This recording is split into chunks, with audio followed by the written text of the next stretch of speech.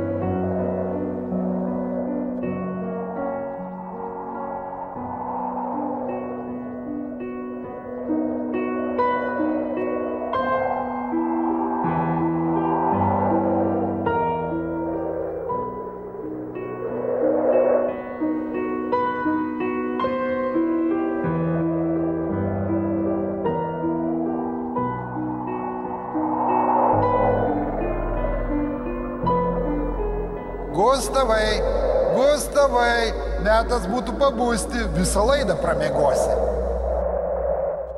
Ei, brangus bičiulis, saulelė jau patekėjo. Kas čia? Kur aš? Čia jūs, profesoriau? Vadinas, aš ir vėl viską tik sapnavau? Bet koks nuostabus, realus sapnas. Na ir ką tu tokio labai gražaus, nuostabaus sapnavai? Aš skridau po beribę kosminę erdvę, dar niekada nematytų orlaivių, kartu su ateiviais iš Oriono žvaigždyno. Tie ateiviai buvo labai geri, protingi, jų vardai Arvis ir Geila. Kaip gaila, kad aš pabudau. Na, šitą tavo sapną pagimdė tavo pasąmonė, slaptas noras beribėje visatoje surasti kitas, protingas, mąstančias būtybės, kitas planetas, kuriuose yra gyvybė. Ir aš šito labai norėčiau, bet realybė yra tokia, kad kosmose surasti kitas civilizacijas nėra toks jau paprastas dalykas. Pasižiūrėkime pavyzdžiui į Jupiterį. Kosminiai zondai jau praskriejo pro Europą, vieną iš Jupiterio mėnulių. Jo paviršius tai storas ledo sluoksnis, po kuriuo gali būti vandenynas, ten, kur vanduo gali būti gyvybė. Tačiau kokia gyvybė gali būti 150 laipsnių šaltyje? Geriausiu atveju bakterija panaši tas, kurių yra mūsų ašigaliuose, bet tikrai ne ateiviai, kurie, kaip ir mes, domėtųsi kosminė erdvė. Kiti zondai tyrinėja Saturną. Gali būti, kad Titane, didžiausiame Saturno mėnulyje, yra mikroorganizmų, tačiau nėra ateivių, su kuriais Saulės sistemos ribose mes galėtume turėti ryšių. O už mūsų Saulės sistemos ribų gali būti, bet kaip galėtume juos aptikti? Mūsų galaktikoje tarp milijardo žvaigždžių turime rasti panašių į mūsų Saulę. Tarp šių žvaigždžių turėtume rasti tokių, kurios turi planetas, o tarp tų planetų tokių, kurios turi atmosferą ir tinkamas gyventi sąlygas. Turėtume rasti ateivius, kurių išsivystymo lygis toks pat kaip ir mūsų. Jeigu jie bus žemesnio išsivystymo lygio, negalės su mumis bendrauti. O jei jie išsivystė labiau už mus, gali būti, kad jie mus jau seniai atrado, tačiau nesusidomėjo. Visatos istorijoje mūsų civilizacijos Žemėje egzistavimas dar tetruko vieną akimirką. Kad galėtume bendrauti su kitoje galaktikos pusėje gyvenančiais ateiviais, visos šios sąlygos turėtų sutapti. Tuomet galėtume kalbėtis. Tačiau toks aplinkybių sutapimas atrodo neįtikėtinas.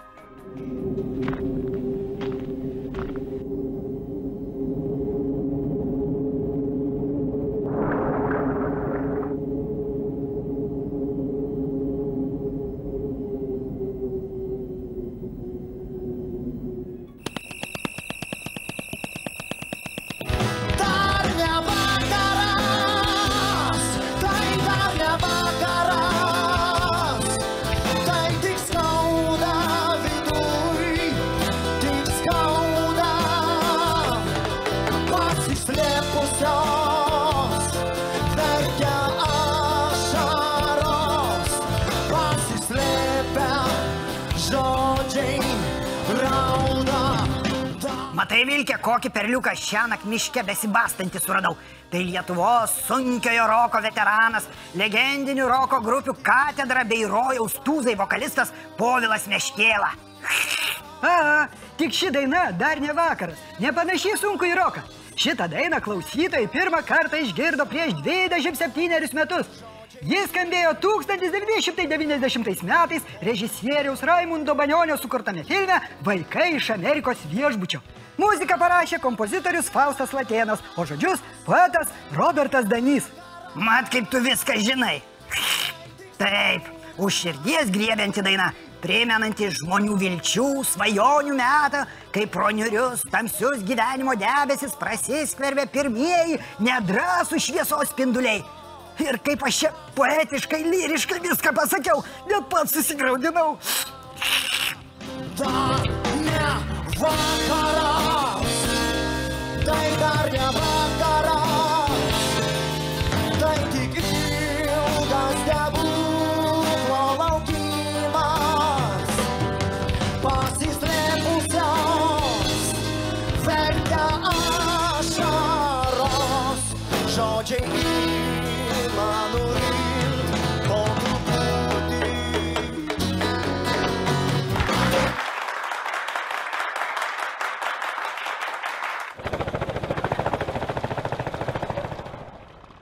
Tai va, Gustavai, o mes su tavimi iš tiesų šį rytą mano sukonstruoto orlaivių Zvimbalų po beribį kosmosą pasižvalgyti išskridome.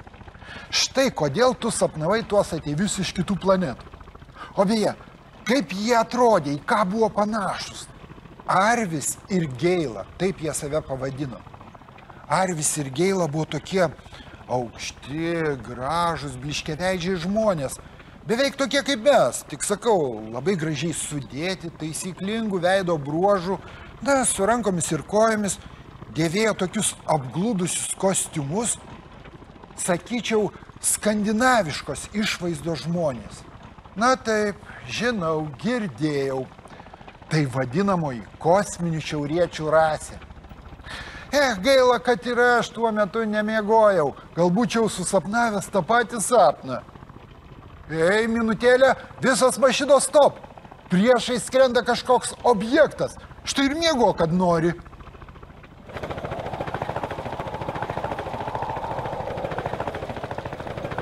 Jūs matėt? Profesoriau, jūs matėt juos? Tai juk tas pats orlaivis iš mano sapno. Ir Arvis su Geila viduje stovėjo. Jie realiai egzistuoja. Taip, Gustavai. Aš viską mačiau ir net nežinau, ką tau dabar pasakyti. Esu girdėjęs, kad kosmonautai ilgai užsibuvę kosmose taip pat yra matę panašių įvairių haliucinogeninių vaizdų. Žinai, gal geriau niekam nepasakokim, kas čia mūdviem nutiko, nes galime turėti nemalonumų, o kam šitą reikia? Yra štai koks kitas, tikrai labai svarbus dalykas. Šiais metais sukanka lygiai 30 metų nuo tragiškų sausio įvykių Vilniuje. Štai apie tai mes būtinai turime visiems papasakoti, priminti. Taigi dabar labai svarbi Lietuvos istorijos pamokėlė, o vėliau, mėly žiūrovai, su Gustavu susitiksite Zvimbalo virtuvėlėje, kulinarinių pamokėlių skyrelyje.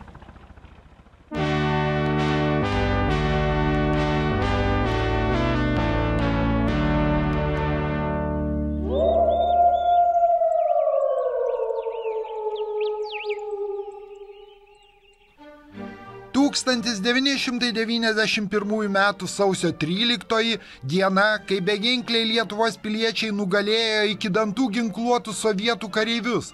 Juos nugalėjo ne šautuvais, o pasiaukojimu ir drąsa.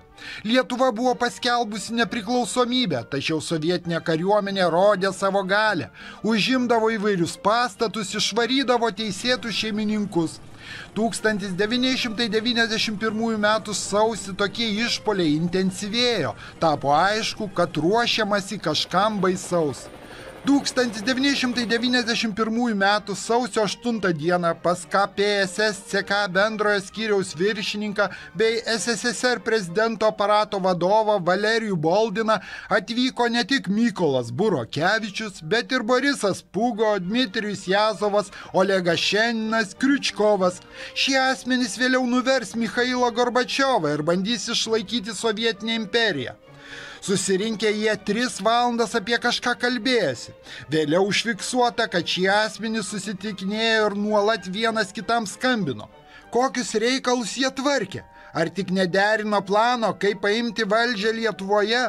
Ir štai 1991 metų sausio 11 dieną sovietiniai desantininkai užėmė spaudos rūmus, o vienas karininkas dėl to, kad buvo aplietas vandeniu, peršovė savanorį Vytautą Lukšį.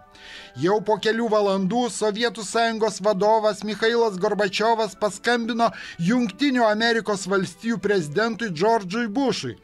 Šis aiškiai pasakė, kad situacija Lietuvoje jam žinoma ir tikisi, kad nebus panaudota jėga. Michailas Gorbačiovas žadėjo padaryti viską, kad tik to išvengtų. Tačiau dar tą pačią dieną vakare į Vilnių atskrido specialiosios paskirties būrys Alfa, gerai apmokyti smogikai. Naktį iš sausio 12 į 13 prasidėjo šturmas. Buvo puolamas televizijos bokštas, tačiau žmonės neišsigando ir nesitraukė. Juos traiškė tankai, juos buvo šaudoma iš automatų, buvo užimtas Lietuvos radijas ir televizija. Išdavikai Mykolas Burokevičius, Juozas Jarmalavičius ir kiti pasiskelbė suformavę nacionalinį gelbėjimo komitetą ir perimantis valdžią. Gerai paruošti sovietų desantininkai manė, kad beginkliai žmonės pamatė jų jėgą bei smurtą, išsigąs ir pabėgs. Tačiau nutiko priešingai, niekas nebėgo. Žmonės rinkosi ginti parlamento. Žinoma, kad buvo planuojama užimti parlamentą, tačiau pamačius, kiek susirinko žmonių, nuspręsta nešturmuoti, nes būtų per daug aukų net žudyti pripratusiems Alfa smogikams. Ta naktį žuvo 14 žmonių. Po šių įvykių visas pasaulis suprato, kad Sovietų sąjunga yra moraliai žlugusi. Jai žudo civilius žmonės. Teliko laiko klausimas, kada išnyks iš žemėlapio. Ir tai nutiko labai greitai.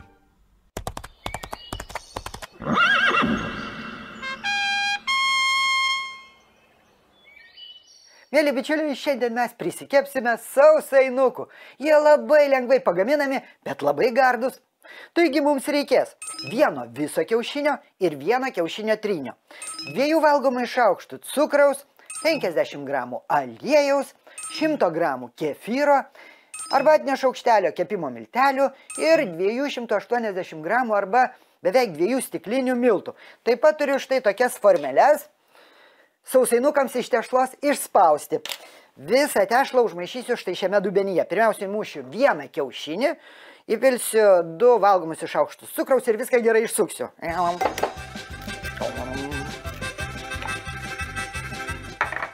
Sukam.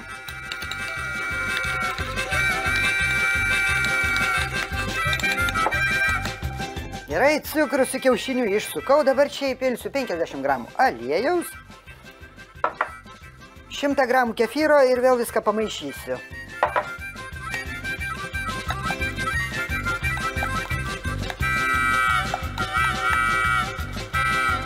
Metas supilti miltus. Kepimo miltelius. Ir vėl viską maišom.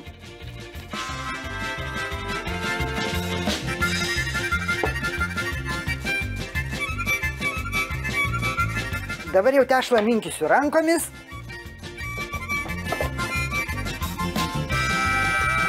Štai ir išėjo tokia elastinga, minkšta tešla. Ji jau nelimpa prie rankų. Dabar ant stalo truputėlį pabarstyto miltais. Iš šitos tešlos kočėlų iškočiosiu maždaug 1,5 centimetro storio blyną.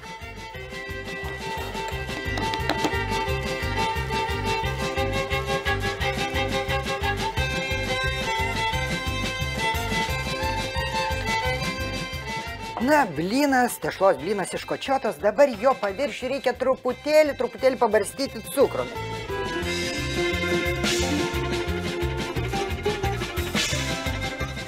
Dar porą kartų per tešlos viršų perbrauksiu kočėlų, kad tas cukrus truputėlį įsispaustų į tešlą. Ir dabar širdelės ir žiedelio formos formelėmis iš šios tešlos išspausiu būsimus sausainukus. Štai šitai. Širdelė, žiedelis.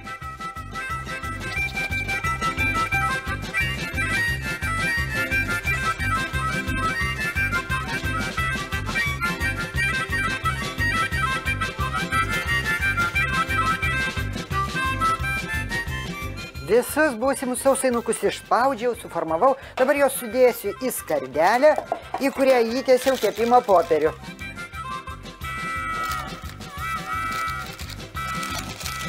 Truputį toliau vieną nuo kito.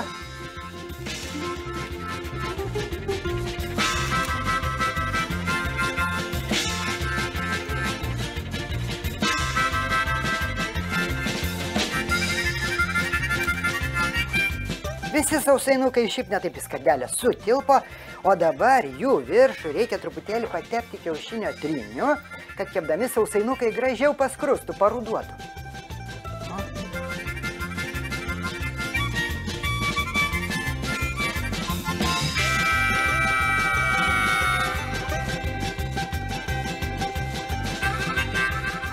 Viskas.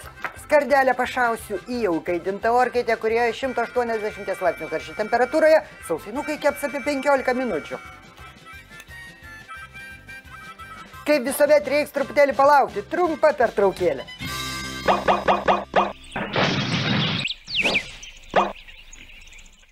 Tai va, mėly bičiuliai, širdelių ir žiedelių formos sausainukai orkaitėje jau iškepė. Aš dalį jų sudėliojau ant lentelės, kad galėčiau jums gražiai parodyti. Tiesą sakant, sausainukai mano orkaitėje kepė ilgiau negu 15 minučių, net 25.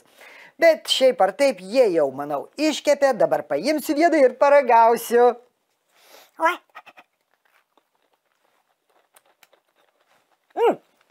Purius. Taškus. Svarbiausia nesaldus. Su arbata bus labai gerai.